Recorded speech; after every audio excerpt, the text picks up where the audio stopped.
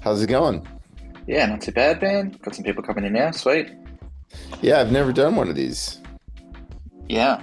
It's pretty similar to old Clubhouse. Remember Clubhouse? Oh yeah, yeah, yeah. I'm like looking at the UI. It feels, yeah, basically identical. It's the old who was the first story of this? Snapchat probably was, right? The first for the other live social media to go, we'll take that idea. Yeah, it's wild. Yeah, there's some bugs with it, as with any new LinkedIn feature. They release it half baked, like some game developers like to do, but it's getting better. I've got this problem on my PC where it just won't work on my PC. I have no idea why. I did like three spaces perfectly timed, and now I just get an error that doesn't actually say anything. Huh. So I've got to talk through my AirPods instead until I get it fixed up. Do I sound okay? Yeah, man. Yeah, sound good. Sound good. So what's been Epic. keeping you busy, man? Ooh, yeah, just a lot of work. A lot of work, and keeping up with trying to keep the content thing going. It's tough. But yeah. Yeah, dude, it's a grind. It comes in waves, right? That's what I find anyway. Sometimes, like I distinctly remember a couple of times in LinkedIn thinking like, damn the algorithm for only letting me post twice a day. Like I want to post at least six times a day worth of content. And then other times it's like, shit, what am I going to do tomorrow? Like, my posts go out at 1 and 8 a.m. my time. So usually at least one of them has to be pre-scheduled because I'm not waking up at 1 a.m. to post. And it's Yeah, just like, oh yeah. my God, sometimes it's a grind. Yeah. Oh my God, I'm exhausted. I don't know how you churn out so much content. Me either, to be honest, man. I guess it's part of my superpower, right? Like there was a lot of times I thought about why am I in this business thing? Why don't I just become like a B2C influencer, like a regular content creator, I guess you could call it in gaming, especially with my history and like Hmm. Counter-Strike and stuff. Like I'm okay at games, so I could do it right there. But I find from hanging out with them in person, I've got friends, a lot of friends who are content creators, but I'm just not that. I'm not that kind of guy, I think. I just Hmm. couldn't, I never gelled with them like perfectly with a lot of these content creators. And I think that shows like I'm destined to be stuck in the middle between the creators and the business people. Oh my God. Well, whatever works, man. You're doing a great job. Thanks, man. Yeah, we're actually releasing an infographic soon that kind of covers from when I started first making content until 2022 and like looking at the year post, like amount of posts, post engagements, post reach, and as well as my followers year on year. And it's really interesting to see that evolution over that time. Like in 2017, I think I made 60 posts in that year. 2018 was 189 posts. 2019 was 573 posts, and then 2020 I did 1,200 posts in that one year. So, Holy crap. That's a lot. but less posts now. 2022 was 657. It's like a happy medium, It's almost two posts a day, essentially. Oh my gosh, that's so much, dude. That's impressive. Yeah, got to get there somehow, man. But changing things up, we're actually copying a little bit of your style, actually doing some more TikTok style content and bringing it across to here. How are you liking that process? Yeah, it's interesting. We'll have our first video publishing like that soon. Like we've been doing some content around this that go to jail meme, been kind of like highlighting cringy and fake posts on LinkedIn, um, and then highlighting it with that TikTok AI style voice. But we've been editing internally, some pretty light editing, but we just engaged an editor who does like real TikTok style editing, like flashy captions flashing up on the screen in different colors, gifs in the background, all that kind of stuff. So That's it's going to be awesome, dude. interesting. Yeah, I'm really trying this year to do like to bring B2C style of content to a B2B audience and see how it goes. And Yeah. I've done a little bit of that over time, but trying to do that a little bit more because ultimately they're all consumers anyway. Yeah, a So hundred percent. And so is that mostly what you're spending your time on doing like the content marketing side of things? yeah, sort of, I guess. So I've soft announced it and I've kind of talked about it on audio spaces before, but yeah, we're essentially shutting down my agency and building an AI product, an AI marketing product specifically at the Oh, I moment. think I saw you say that. Yeah. So can you talk about the product? Yeah, a little bit, man. Yeah, so it's we're like at our third or fourth iteration of what we want the product to be. We started off, I think as with any good startup, I want to make sure it's the right thing before I fully jump into it. And Yeah. yeah, so the first iteration was essentially a marketing reporting tool to automate marketing reports, which to be honest is a good idea from the 20 plus customer interviews I did. Everybody wanted to pay for it, but it just wasn't a big enough idea for us. It wasn't solving a big enough problem. Yeah. Um, then the second iteration was more towards like using AI to um, reverse engineer social media campaigns, competitor stuff, keep up to date with what competitors are doing, generate yourself strategies, and a lot of like business intelligence and insights, as well as this thing we developed called the For You page, which was essentially meant to be the homepage of every business professional. So it would summarize for you across PR and social media what's happening in the industry, like a morning president's Mm. briefing. But generating AI for corporate is hard because it's just not good enough yet. It's Yeah. like Toyota's not going to use this product until it's 100%, and it's not going to be 100% for a long time. So then, basically, now we're focusing on SMEs and small to medium businesses to be an all-in-one marketing product, or essentially an all-in-one marketing agency for them to try to solve some of our problems we had as an agency. So we had to turn down a lot of like 3 to 15K contracts as an agency. Like I probably turned down like 50 of them a year at one stage Hmm. because we just can't afford to take that as an agency. But the work that's required for that is so almost like menial and straightforward for these small companies. It's how many times should I post per week on Twitter and what time per day? These kind of basic things. But if you're running like a small esports team or a social startup or a cafe or a mechanic, you don't have time at the end of the day to sit down and think about, should I post on TikTok? How many times per week should I post? What should the content be? So trying to create like an all-in-one app slash platform essentially to automate the busy work of all of that marketing. So help you Hmm. generate your strategy based on what's happening in your industry, provide you with the ideas week on week, help you to schedule, et cetera, et cetera, and really walk Hmm. you through Hmm. that process. And the word we use a lot for generating our IP is Applifying that process.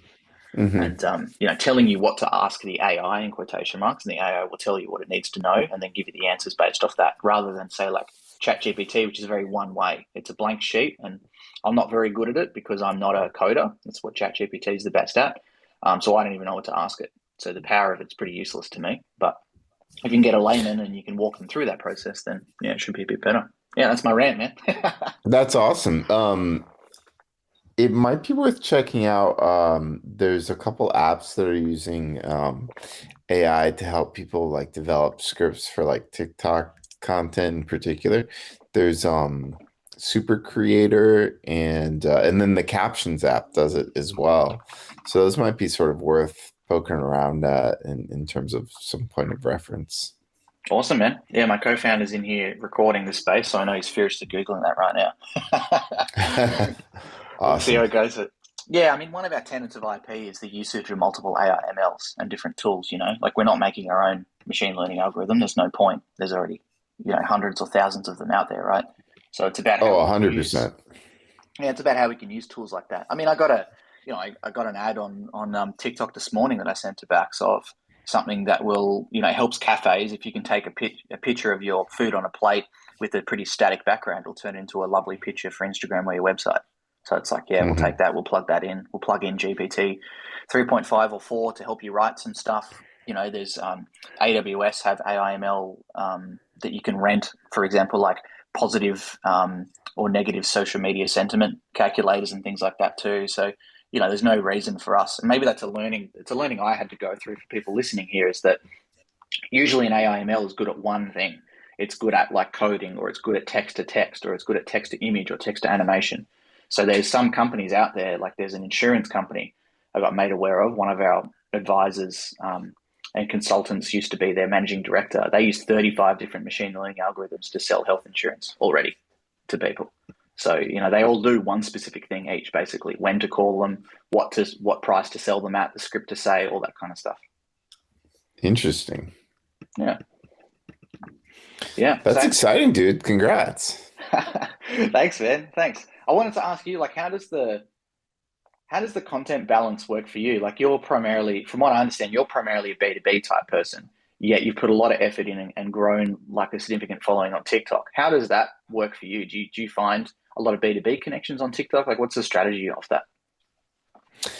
I wish I could tell you it was like really thoughtful and strategic, to be honest, but it it, it was more like me feeling like, hey, I love this space. I want to kind of connect with others in the space and have interesting conversations. I think um yeah, I definitely approach it largely from like a B2B lens. Um, and but that's sort of like where my day to day is. So I sort of speak to what I know about. And I started out really doing LinkedIn, and then after doing a number of TikTok campaigns, finally decided to do it myself, really just because I saw how incredibly impactful it was. And it was a place where you could like still grow pretty quickly compared to a lot of platforms. And I sort of wanted to, I saw an opportunity, and I also felt like um, I wanted to get over like my fear of getting in front of the camera to a certain extent. And so just started cranking stuff out there. But yeah, I mean, it's led to a number of good connections and stuff as well. Um, it's, you know, uh, people are everywhere, like just because somebody's, you know, corporate people go on TikTok just like anybody else and that sort of thing. So there definitely have Yeah. been some interesting connections that have been a byproduct of that. And like pretty often I'll like hear from people like, oh, I saw your TikTok about X, Y, and Z. And it's like, oh wow, I didn't even know you followed me. That is so true. Hey, I feel like it's so easy to forget, especially because I'm so siloed here in Australia. I went to, and it sounds like I'm bragging, and maybe I am, but I went to San Diego to TwitchCon after, doing some stuff around the US for clients or whatever. And I had, like, on one night, I had like six people stop me and tell me about how awesome my content is. And I'm like, wow, people actually, you know what I mean? Like, people actually read my content. It's so funny because it sounds so stupid. And you see influencers say this all the time. They're always like, oh, I can't believe, people stop me in the street. And you're like, yeah, bro, you've got 6 million subscribers. Of course they do. But still, like, I would think that too. But now when people actually do that, it's like, wow, okay, it's like real people actually reading my content. And it's really easy to forget that when you're either siloed, like me and on the other side of the world, or, they're just faceless people they're just digital avatars on a screen. You don't realize sometimes they're real people behind that. 100%. Yeah, the handful of times that's happened to me, I'm always like, what? Like, feel like, yeah, you spend most of your time behind the computer. You just feel like you're talking to yourself at a certain point. Yeah, and I guess those parasocial relationships too, right? Like, think about it from my side. There's like a MMA guy that I pay for on Patreon, the only Patreon subscription that I have, and he's an English guy that does like really in-depth MMA analysis with a lot of like British humor wrapped into it and stuff. And I feel like I know so much about his life, and he has no idea who I am. Like he liked one of my tweets once when I replied to him, but it'd That's just be so so funny funny. if It'd be so fun if we met in person because it'd be so one sided. It's like I know so much Yeah. about him and he has no idea who I am. Yeah, 100%. It's weird. I feel like it's been really good from a professional standpoint. Like I am, I've worked with creators for a long time and definitely feel like I had a good understanding, but like um attempting to do it myself, I have all the more respect for creators, and also just like learn so much about just keeping up to date with the nuances of the platforms, understanding the communities better, really gives you a deep appreciation for, gosh, how much work all this stuff is.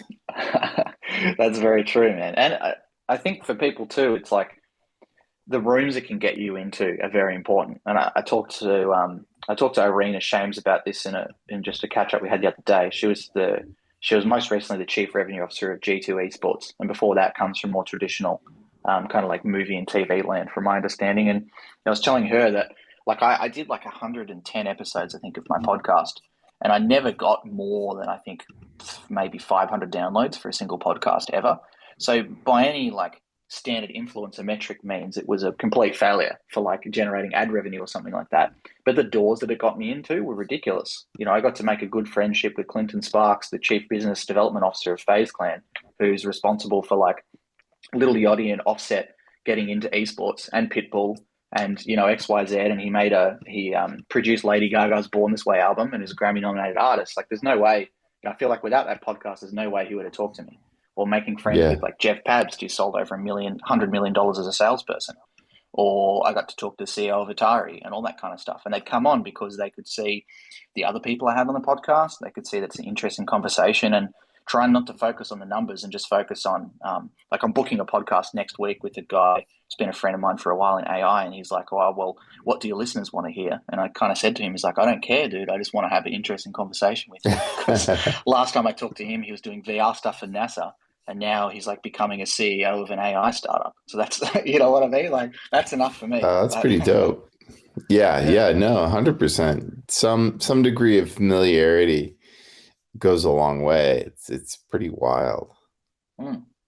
So, like, how did you get your start to where you are today? Like, I had a bit of a stalk. I've even got your LinkedIn open here right now, looking at your history.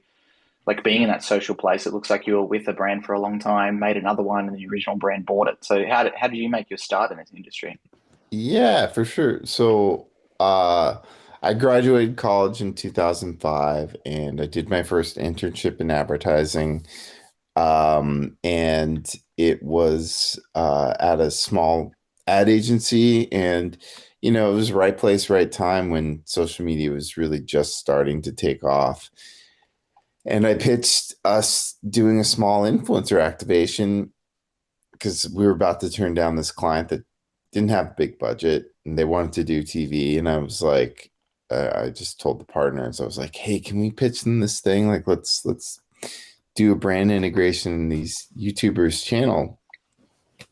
And they let me pitch it. It went down, went really well. And so that was sort of like my first foray into the space. And then from there, I went and joined Mechanism, um, which at the time was really doing like early kind of branded content, viral video stuff. But this was like before the social platforms even had any like paid media solution. So we had to like do all, get word of mouth buzz around like these like, campaigns we were doing. And so continued to do a lot of like influencer marketing and viral video stuff and everything we could to just get the word out around the content and campaigns we were creating, and did that for 6 years or so.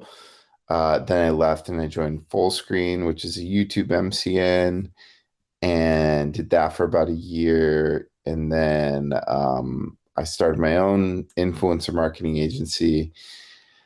And I don't know, about 2 years into that, ended up selling it to Mechanism in a very roundabout way. I didn't set out to do that by any means, but I had an offer in hand, and I would go to the Mechanism CEO because we're tight and like get his advice on things. And basically at the 11th hour, he was sort of like, "Don't take that deal, come back." And so they acquired my influencer marketing agency, and I've been back ever since. You know that original video that you talked about with working with an influencer, was that you who shared that one? Was it Smosh or something doing Yeah, like a yeah, mobile yeah, yeah, phone? yeah, yeah. Yeah, that's Yeah. it. I've been meaning to It post that. I had that downloaded and then I lost it because it's crazy to me. It's like one of the first ever influencer ad placements like on YouTube. Talking like 2007 mobile phone era. Yeah, it's old. It's so funny watching that. Yeah. It's so interesting seeing the development over time, right? Like how they're treated versus today. Like I'm just thinking back to my kind of start in the industry was around 2011, working for Thermaltake, a hardware brand with like $0 marketing budget, and like no Mhm. influencers were paid any money then, and they were seen more like reviewers. Most of them were just, you give them a product to do a review on their YouTube channel, and that's about as far as it would go. Yeah, yeah. Yeah, it's pretty wild how well what's interesting is like it's almost like the spectrum of understanding has broadened. But like you, I'll still have almost the same conversations I had in the very beginning. But so there's like that end of the spectrum where like some people haven't sort of embraced it and you're kind of like explaining it from square one. And then there's all the way on up to like some crazy sophisticated marketers who are, you know, have done a ton of these and are like just so elevated in their approach and their thinking of how they're doing these or integrating creators into, multi-year contracts. And it's almost like an athlete endorsement. It's pretty cool what's going on. Yeah, I really need to introduce you to a good friend of mine, Felix Lahaye. I don't know if you met him before, but he's one of the co-founders of Open Influence. He used to be called Instabrand.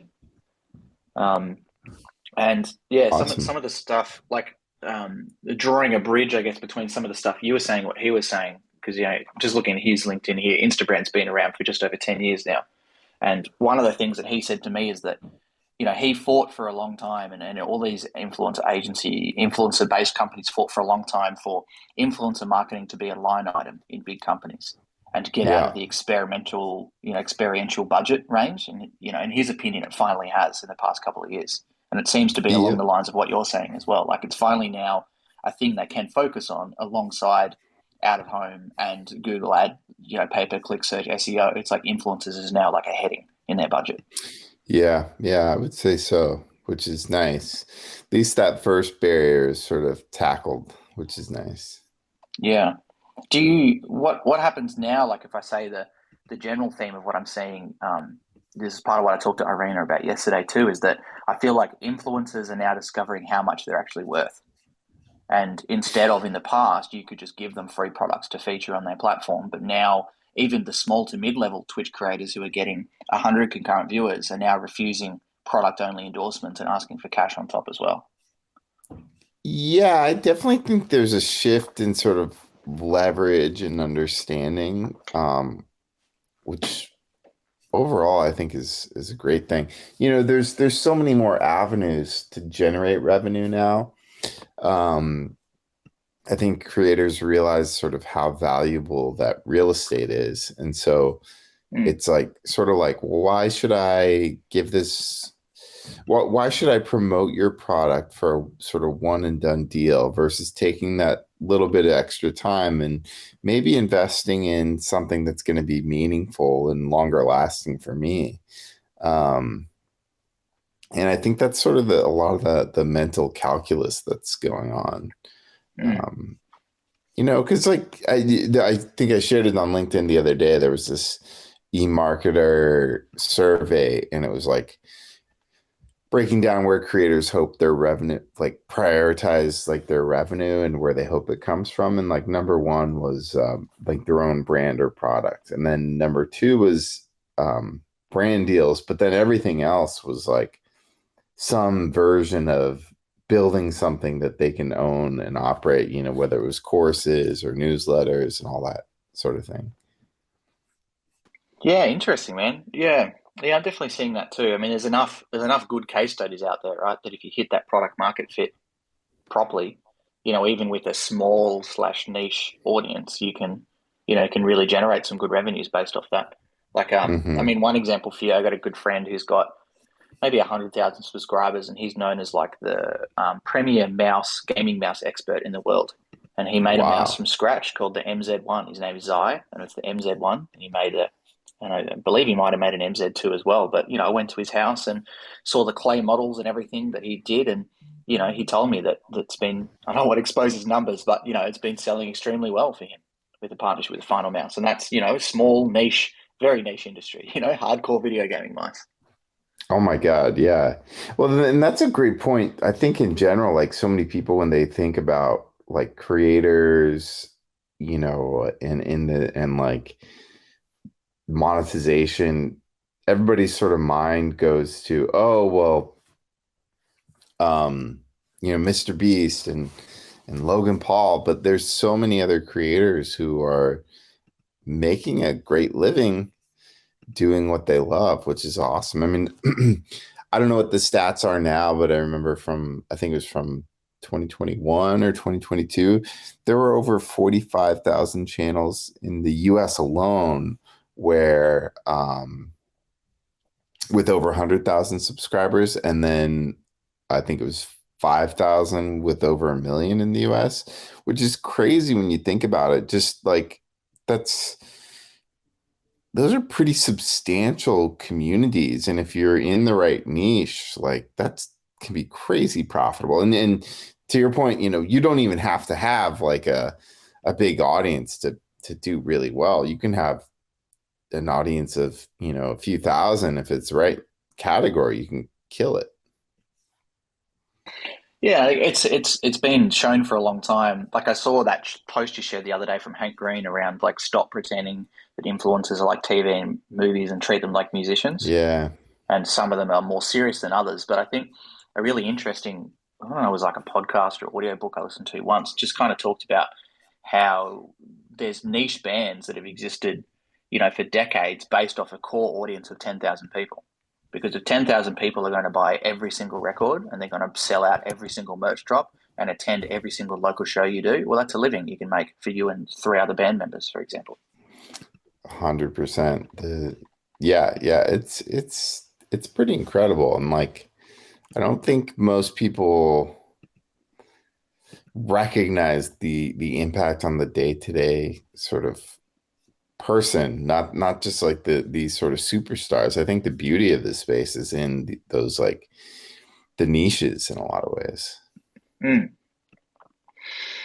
Yeah, and I guess there's more communities for more people, right? Like I come from esports, that's a pretty hardcore niche in itself. And Yeah, yeah, I just think back to like most of the content I enjoy watching are pretty niche. And I don't consume many channels who have large followings, and maybe that's just to yeah, point at the kind of things that I enjoy, thinking about like, yeah, Jack Slack, that MMA guy said I subscribe to, but he's making 200 grand a year off Patreon alone. yeah. And things like that. But That's wild. I got acquired into his ecosystem because he makes completely demonetized videos on YouTube, as kind of he calls them like the filthy casuals guide to X, like kind of like a like a fighter. And then yeah, I just ended up just getting that. Being sucked into the ecosystem that way. Then he does one free and one paid podcast per week, and I like the free one, so then I wanted to pay for the paid one as well. And wait, so why does he turn his monetization off on the videos? Um, Part of it is because the UFC is very strict with usage of their footage. Ah, Even okay, if you okay. turn it off, they'll often remove it as well. But I think he also kind of accidentally uses it as an acquisition pathway. I'm not sure if he's doing it on purpose. So he'll do one podcast per week, which is free, which is a recap of the fights that happened over the weekend, because there's pretty much fights on every single weekend in the MMA industry. Hmm. And so he'll do that on, say, a Tuesday and talk about what happened, why these people won, the kind of techniques and things that were interesting to him. And then Thursday or Friday, he'll do a podcast that's talking pre-capping, I guess, the fights that are going to happen on the weekend, where he's watched a lot of footage on them, talks about what they could do to win, their strategies. Not really like a picks podcast. He doesn't necessarily pick who'll win, but we'll often talk about what a person needs to do to win or their chances and things like that. So, Interesting.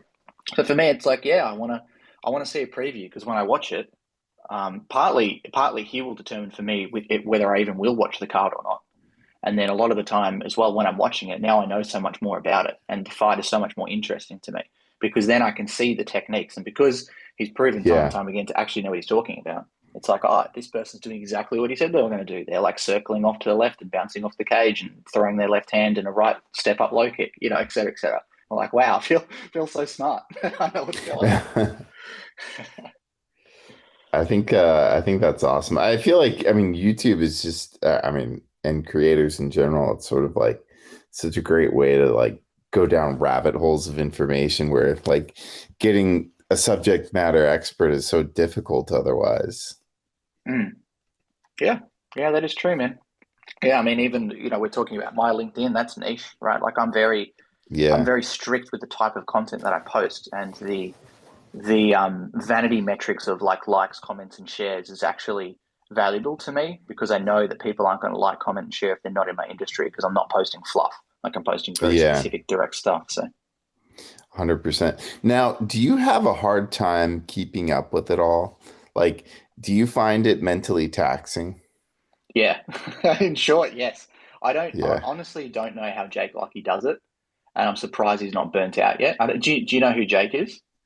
Jake, sorry, Jake, what Jake was his Lucky. last name? Lucky. Yeah, on No, I Twitter don't his name's think I Jake Sucky. do. Yeah. Is it Full Squad Gaming? Yes, yeah, that's a company he's a part of, but he's bigger than that entire company. It's by himself. But Okay. he I got him to come across to LinkedIn. But him and his right hand man Hunter Grooms, I've seen the way they work in person when I was with them in Miami, and it's insane, man. It's like he's kind of like the esports and influencer B2C version of me, if that makes sense. Mm-hmm. Like Mm-hmm. especially where I started, mostly it's news for him. It's not opinions or insights generally, and not even so much interviews. It's more like here's stuff that's happening that's cool. And they are just absolute machines. Like watching them do the work they did live when they're at my client's event in Miami. I honestly don't know how he's not burnt out, to be honest, with all the breadth, because he literally covers everything in esports, general video games. He's done a lot of indie stuff as well as the influencer market. He's covering like five different markets at once, where I'm like a little bit more. Interesting. Yeah, and people often ask me like where I get my news from. And the answer is it's complicated. It's like it's Yeah, yeah. this weird like thing that I've had to set up over a long period of time of like being strict with who I follow on Twitter and having trusted sources that'll send me stuff through on LinkedIn and XYZ. But the hardest, and I'd be interesting a question back to you. The hardest thing for me is getting quality PR from companies. So I've made a lot of posts calling companies out where I've got like 5.6 million reach last year on my LinkedIn posts, yet no one sends me stories basically. There's like the only people who sends me stories is like James Fudge, who's a journalist, and every now and then Game Square is like a public listed company will send me, pre-release stories like they would a real journalist. I find it really hard to get any PR people to take me seriously at all.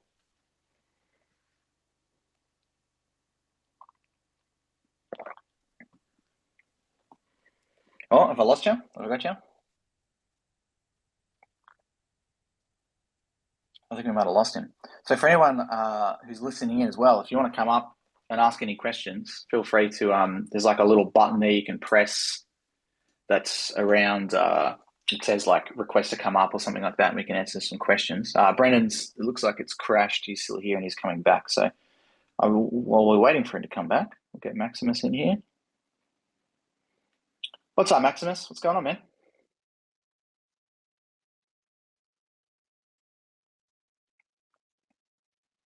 You're just muted right now. Oh no, he's back down into listening. Maybe not.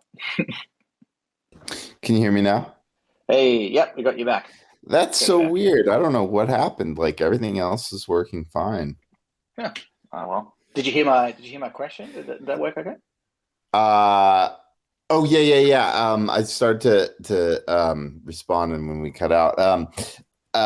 The I'm like it totally would 100% make sense for them to reach out to you, but at the same time I'm so not surprised that it hasn't happened because I feel like there's such an obsession. I just think in marketing in general, we're while we like to preach innovation, it's a you know slow moving ecosystem, and there's still sort of this bias towards like, well, let's get it in a publication and this and that, but like just because you're in even like the New York Times or something, oftentimes doesn't mean anybody's read it because it's so much about it is like the placement within these publications, and if you're buried and you could quite literally have nobody see it.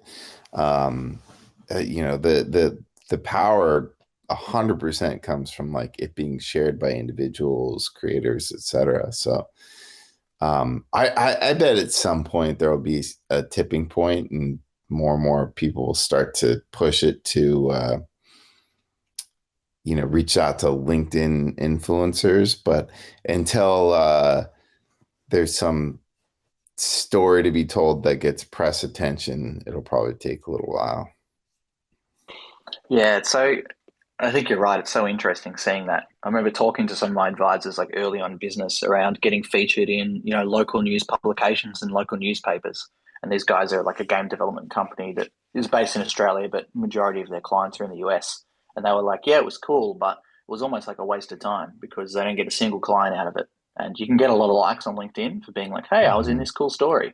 But it doesn't actually really mean anything to the bottom line and to the business unless you can spin it in that way. And that's why all those dodgy PR companies exist, right? That can, you Mhm. pay them and they'll get you 400 placements on these random websites you've never heard of, just so you can share it and say you're important. Yeah. Yeah. It's wild. Mm. Always flip flopping between whether I should use those or not. To be honest, I used one for a little bit in the past, but they were so useless. I refused to pay their last month's invoice and cut them off because they just the quality of their ghostwriting was atrocious, and ended up just rewriting their entire articles for them. Yeah. I feel like, I don't think it's worth it. Like, no, that I feel like they try and sell you on like, oh, just we'll get you placement here, here, and here, and it's like, okay, but the stories are going to be garbage. So what? I'm going to put like a logo on something. Nobody really cares about that. Like, Mm. I don't know. Yeah. Yeah, it's how you generate something direct out of it, and that is the hardest sell with LinkedIn. With I've done a bunch of LinkedIn advertising now for people, as in like as an influencer, but um, it's not direct pathway to purchase, which is what a Hmm. lot of people want, especially when they're innovative and they're looking and they're a younger company. So I do have one long term sponsor that I'm going into my third year with now. It's a Pulte. They're like a outbound payment processing provider that work with Oh, a that's ton dope. of different. They're like a $7 billion company or something like that. That's some huge amount anyway, multi-billion-dollar company. But yeah, besides that, it's kind of hard to, and then to compound with the fact that the LinkedIn algorithm, as you'll know, is much harder now too. I think we talked about that, right? Like there's no base level anymore. My base level for posts is one like if I make a post that people don't like. Oh, wow. I mean, actually, you know what? I've done that before, but with content that like I was like, oh, okay, it must have been deemed sort of like objectionable or something like that. Mm. Um, like I think one time I posted something referencing I feel like maybe I did something referencing OnlyFans or something like that. And it's like it was like so suppressed. Yeah, I don't remember exactly what. Yeah, I don't remember exactly what the piece of content was, but it's definitely happened a couple of times where I've got like one like or two likes. With 36,000 followers.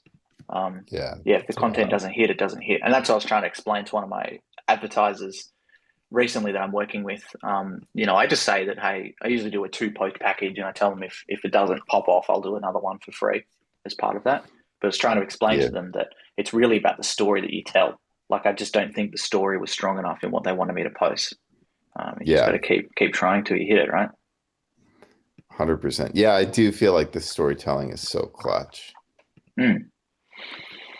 So with I guess like the topic of this space, which we haven't really talked about yet much, have we? Like around the future of creative brands. I think some of our messages back and forward that we talked about was creators launching their own brands, the creator economy, and that kind of general stuff. Can you give an overview, like a 30-second download as to what you're seeing in the market now with creators and how they've majorly shifted over the past, even 3 to 5 years? Yeah, for sure. So, I mean, I think at the on the kind of high level, you see creators like Mr. Beast and Logan and KSI with Prime. Mm-hmm. They're they're shifting their focus away from brand deals to building their own brands. And I think there's a few things happening. So they're obviously the rock stars, but you've also got some market forces at play. So you've got the last 2 quarters now, YouTube ad revenue was down. A lot of these platform partner programs have been cut or reduced. So creators are finding themselves having a harder time to rely on ad revenue, and then they're constantly fighting the algorithms. And there's a number of new tools out there making it easier than ever to launch your own product. And you've got this sort of precedent set with these big creators. So I feel like they're recognizing A, it's easier than ever, and B, I can't rely on like these platforms and brands as much. So it's in my best interest to invest in something that I can own and operate. And so I think we're really seeing this acceleration, and I'm excited. I'm excited for a few reasons. One is selfishly, in working with brands on our side, like when I am pitching influencer programs, I really want them to do programs that are really heavily involved, where we're really collaborating with the creator on an ongoing basis, where doing events with them. We're doing long-term contracts. We're having them create content, but then we're also producing content with featuring them and promoting that with paid. Those are the campaigns that I get really excited about because they perform best. And they're just like, it's better because you form a real relationship with the creator. And I think it's most effective and beneficial for consumer, creator, and brand. Um, and so I've been rambling, but I think that's sort of like the big opportunity in this space and where brands will have to go because so many of these creators are recognizing the amount of leverage that they've got. Do you find the same with brands too? It feels to me that brands are acting like creators much and much more and trying to develop their own media through, through those methods as well, rather than using, I kind of feel like it almost goes both ways. Yeah, I mean, brands are definitely investing more in content creation. I feel like the the brands sort of have everything in their favor on paper in the sense that there's war chest, they've got, money, they hire experts and all this, but I think it's really challenging for big brands to act like creators at the end of the day in a way that's really sustainable. Mm. Um, they are there are a handful that are great, but I feel like when you get to that big corporate level, a lot of it is there's sort of just inertia and paid media keeping them going in a lot of ways. And so leveraging the borrowed equity of creators is probably um, more uh, an easier scenario than them becoming sort of creators in and of themselves. Mm. And the I don't know. the ad What's revenue. your take? Yeah, no, I think you're right for sure. I mean, we went through this with a client recently that we're wrapping up with.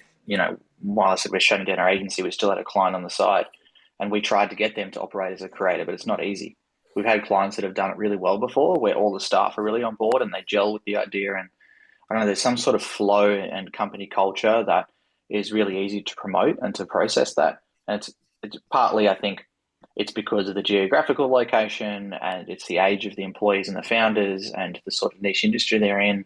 Sometimes it just works much better for that. Hmm. Like Hmm. the good example I'm talking about is a VR game called Veil VR. I'd look them up on TikTok. They've done exceptionally well on there and exceptionally well at funneling users and members from their TikTok into their Discord and into wish lists of their game when we worked with them, like pre-launch. But we had another client trying to replicate the same thing, and it just wasn't. It wasn't on the same level, and a lot of time it was like pulling teeth, especially for Bax, my co-founder, trying to get that same flow. It's just not the same.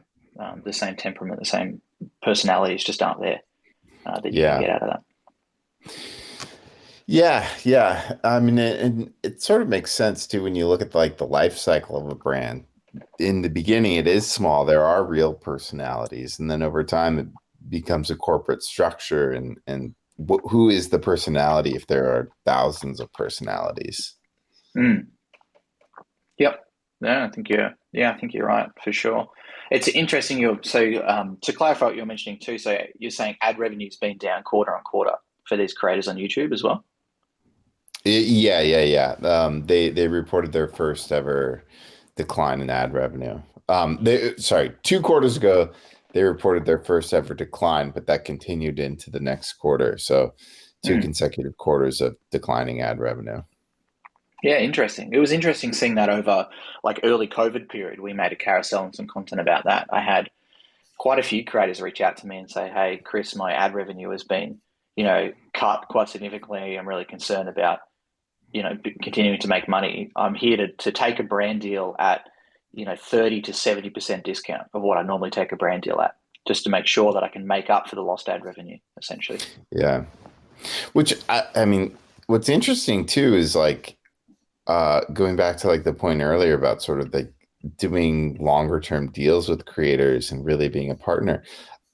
I think it's so beneficial for creators because it gives them a sense of stability, like you're not sort of finding yourself in as many of these jams where you're like, oh crap, like I gotta make up a bunch of money and take a crappy deal, or I've got to fire people, or I can't be a creator anymore. Mm, Um, it's I think it really is beneficial on all sides. yeah, no, that makes sense to me. And it's not easy though. I guess part of what we're Oh, saying as it's well super is like, hard. it's not easy just to make your own brand, because I think some people will probably be sitting here thinking like, oh well, if just because Logan Paul can do it doesn't mean everyone could do it, and I would agree. Like I got a lot, Oh yeah, yeah, yeah. and once again, like I was talking about with the temperaments and personalities and stuff, some people just aren't business people. Like I've got I don't know, an acquaintance, a YouTuber I've known for a long time with many million subscribers, and she has a manager because, like, in her rough words, she doesn't want to know anything about it. She doesn't care. She doesn't want to talk to brands. She just wants to do what she does well, which is make really good content. That's all she cares about. So she's got a manager to do that, and she's unlikely, I think, ever to launch her own brand because of that. Or I've got another friend who's, 23 and bought a house with cash at 21 years old as a Minecraft YouTuber, but I can't. I'm trying so hard to get him to set up proper business structures. He just won't do it. He doesn't even have an international transaction account. He's getting paid USD into his AUD bank account, so they're fleecing him on fees. Obviously, he's not paying himself superannuation or 401k. He's not tax mitigating in any way, but he just doesn't care. I give a 99.9% probability that my mate there isn't going to ever launch his own business. So it's not for everyone, but for those people who can do it, we've got so many case studies showing about how well you can do it, whether you've got 20 million subscribers or whether you've got 100K subscribers. I've got case studies for all of it. Yeah. Well, and I think the businesses can take on so many different forms too. It could be a product, but it could also just be like gated content, a course. It could be so many things, just t-shirts even. But I think at the end of the day, there's so many tools coming up out there where it's like without a ton of effort, you are able to monetize beyond just relying on brands. And back, 10 years ago, it was all brand deals. There was like nothing else to Mm, really sustain. Maybe you could sell some t-shirts and that sort of thing, but it's pretty interesting how it's almost like the that revenue pie has sort of flipped for a significant portion of creators. And so I think it'll accelerate. mm. Yeah, I always wonder what the older creators think of it. They kind of paved the way. The Ray William Johnsons of the world, or others who've kind of like fallen out of mainstream favor Yeah. ever since they grew up. And I always think about that with the Dota 2 International as well. The Dota 2 International peaked at a $40 million prize pool and won by this Russian organization. And I always wonder how like Navi feels, who won the first ever TI, which was $1 million. Like imagine if they got their 50% share of the $1 million, which they won, or the 50% share between the five of them of the 40 million that they could have won. And I feel like creators Yeah. probably think kind of similar, right? Like I watched a video about you mentioned you work for an MCN before. I watched a Some Ordinary Gamers video about MCNs the other day, being in a bit of hot water with like H3H3 speaking out about them and stuff. And Oh, yeah. yeah, and he was talking about the YouTube partner program at the start was like 6 people. Ray William Yep. Johnson being kind of one of them, and now it's open to everyone that you can be a faceless Minecraft creator like my mate who doesn't have anything more than like a middle school education who's now making over $1 million a year just pumping out videos. It never used to be that way on anything social or creator. Yep. And what's interesting is sort of the way MCNs really got traction was um, through sort of like this loophole where initially it was partnered creators had access to, rev share and then a couple other like little features. But then it was basically like, or you can be kind of partnered via an MCN. So the idea being like, oh, well, MCNs are going to do a lot of the hand holding and this kind of thing.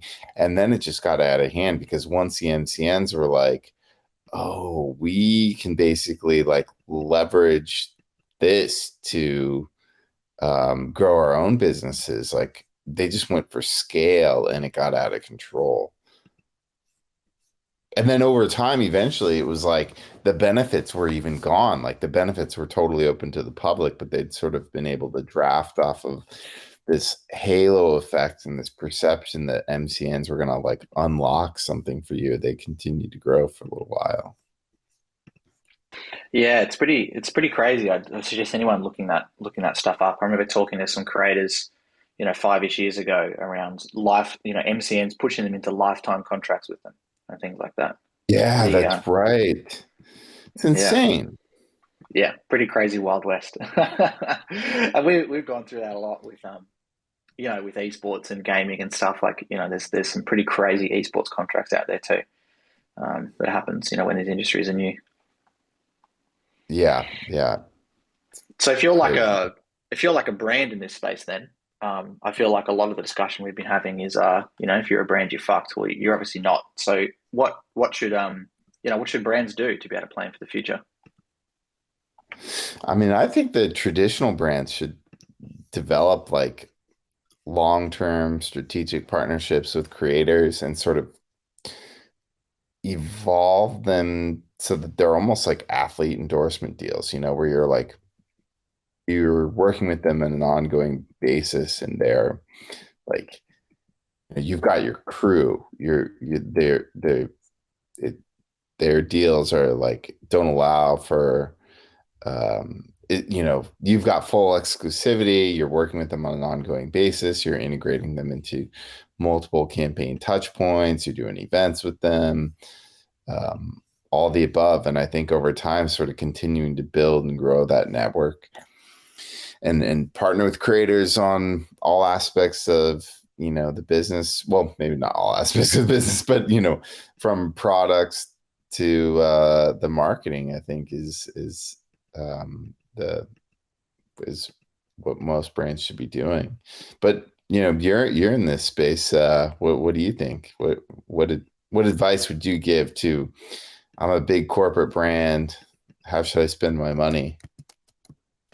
Yeah, I mean it's a pretty general question, right? But I think 100%. I think these partnerships with influencers make sense to me, but they're obviously risky as well, right? I think you made a post about this too, around how influencers are risky. You see it. The most obvious example for everyone is the CEO, being the main influencer, with Elon Musk, or he smokes weed on Joe Rogan, the Yeah. stock price goes down. He says something interesting, the stock price goes up, and that's inherently risky in itself. And you see that with so kind of surprisingly, the crypto zoo scandal with Logan Paul hasn't leaked into Prime yet at all, or their sponsorship of the UFC or Arsenal or anything else they're doing. It's kind of almost surprising that hasn't happened. But as within business, you need to take risks sometimes. So doing a product line with an influencer, I think, let me rephrase this in another way. The industry that does it the best, go look at makeup. They're the industry that does it the best. Creator partnerships and kind of the Yeah. heyday of the makeup, the MUA, the makeup influence era. That's kind of over. The heyday of it, but go have a look at like Jeffree Star and Shane Dawson's conspiracy palette they did together. They did a whole ass documentary, like 4 hours worth of content to launch their own palette together, and they crashed Shopify globally. That's how impactful that was. Or you go and look at Mecca or Morphe or any of these other, whether retailers or individual makeup brands who do non-stop collaborations with these makeup influencers, releasing palettes and et cetera with them, besides their basics range. So I think, other than me telling you what to do, just go look at what other people have done well, and that's the best. That's the best case out of all of it.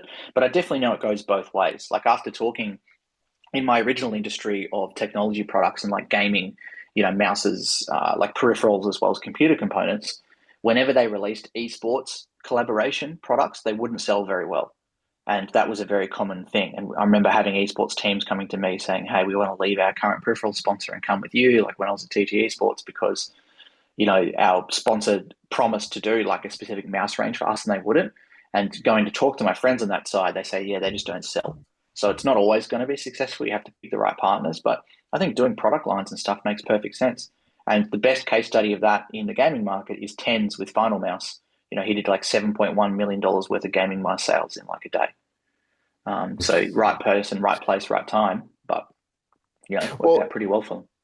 yeah, and the point I was making with that influencers are risky was, yeah, they're risky, but I would argue they're riskier than, or they're less risky than any other sort of potential personality sponsor, because you actually have so much insight into who they are as human beings, their likes, dislikes, behaviors. It's all documented. Whereas when you look at, like, particularly a movie star or something, what do you actually know about them and how they behave? Mm. Probably, Yep. honestly, very little. So, it's not without risks by any means. Like, there 100% are, but I think if you're a brand, you're already doing celebrity partnerships, or athlete partnerships, and I think it's pretty safe to say that um, an influencer, you're going to understand much better how they're going to behave than a celebrity and stuff.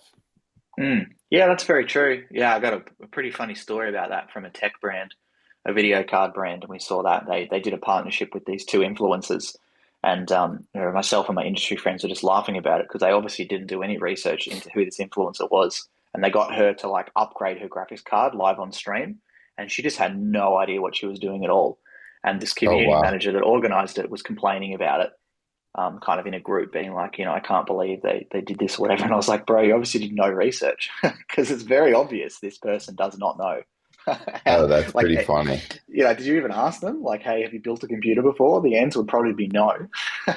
So, but he's upset because they weren't hitting the right cues, and they took him like 3 hours to replace a video card, and they were joking around and being silly the entire time. And he expected, I don't know what he expected, some professional reviewer type thing to happen, but you see that a bit, right? Oh, And that's that's painful. that's my theory with the Olympics and esports, too. And a lot of these traditional companies in esports, they'll do something which is just stupid and not in line with the industry and guaranteed to fail. It'll fail, and then they'll say, "Well, that industry sucks. We shouldn't have done that. Let's not do it Yeah, again." And it's like, yeah, but you didn't 100%. like you didn't talk to anyone. You didn't do anything well.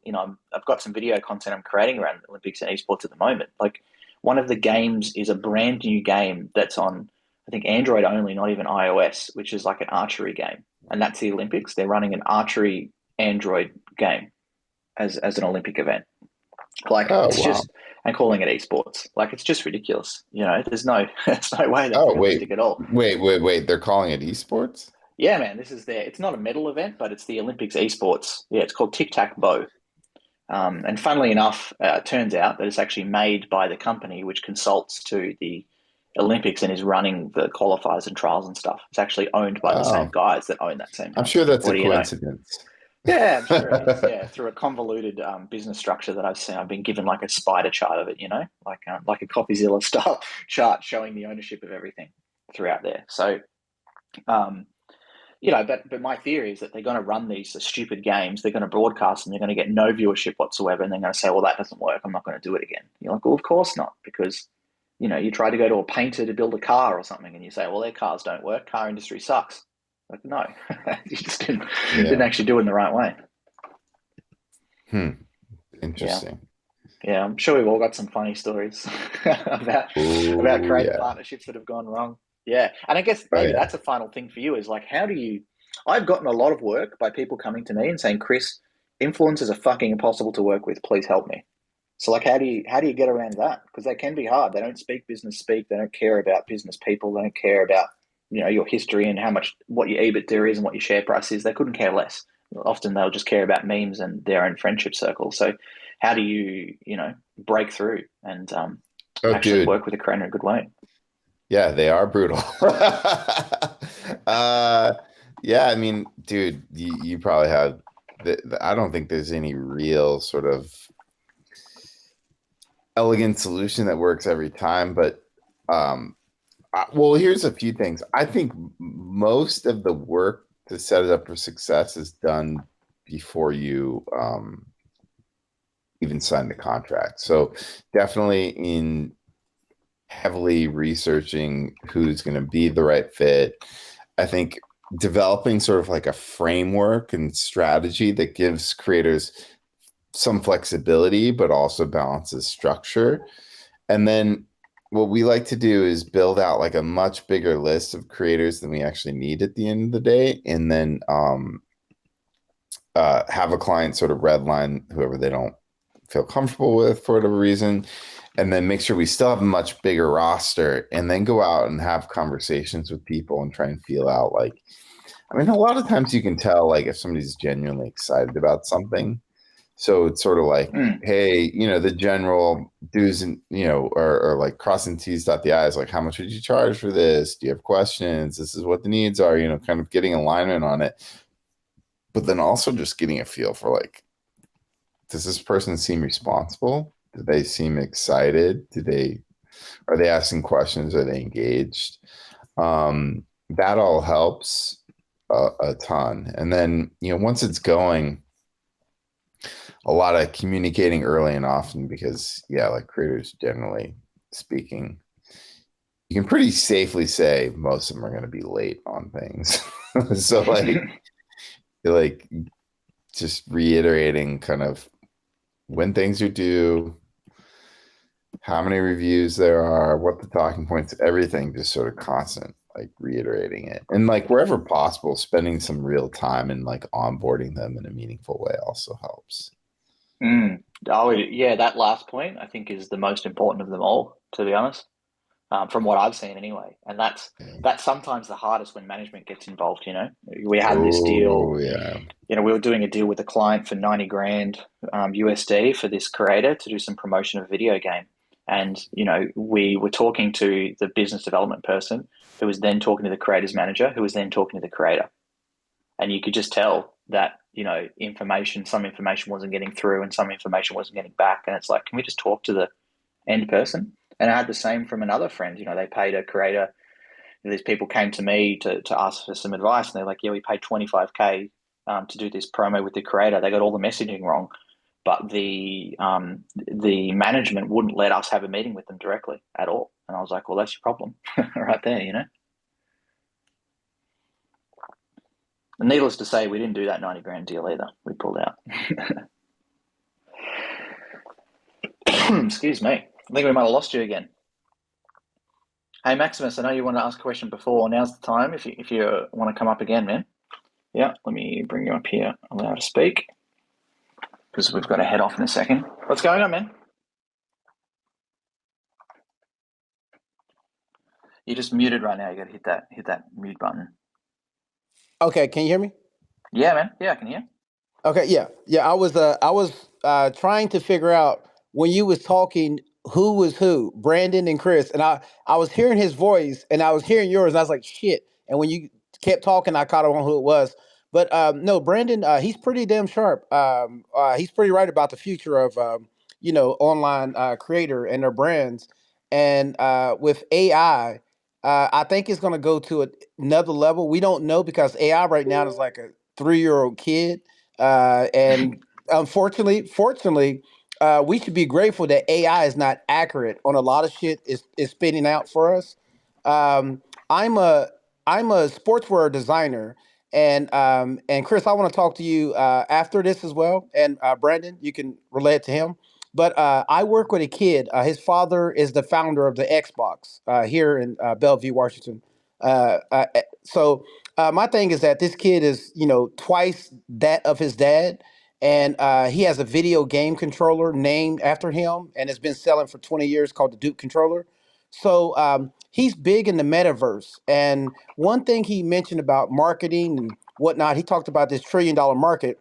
Now Brandon was ice skating on it, and I was just listening because I had just joined you guys, And then I didn't want to interrupt anyone. So he was talking about, Chat GPT. He said, Max, he said, my dad predicted that, Chat GPT, all these other AI kind of bots or whatever is going to be, doing whatever they want to do. But at the same time, he said the metaverse was not meant for anyone to build, like a software gamer. You're having months and months of gamers building platforms and trying to build these worlds and whatnot. He said Chat GPT, when it becomes full functional, you'll be able to type in your city and like a whole city like New York, Chicago, outer space, like these buildings in 3D. And he said with Chat GPT, you'll be able to walk through these buildings as if they're yours. He said when it gets to that level, he said it'd be $1 trillion market.